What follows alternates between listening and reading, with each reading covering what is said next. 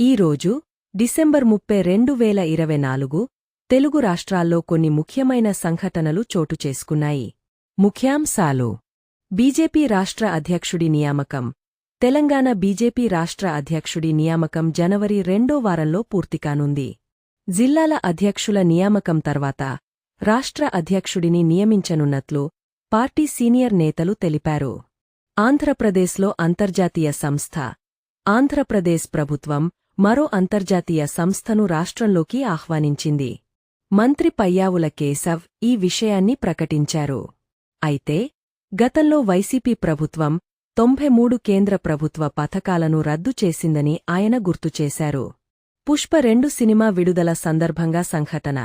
పుష్ప-2 cinema విడుదల సందర్భంగా హైదరాబాద్లోని సంధ్య థియేటర్ వద్ద జరిగిన తొక్కిసలాటపై థియేటర్ యాజమాన్యం పోలీసుల నోటీసులకు స్పందించింది.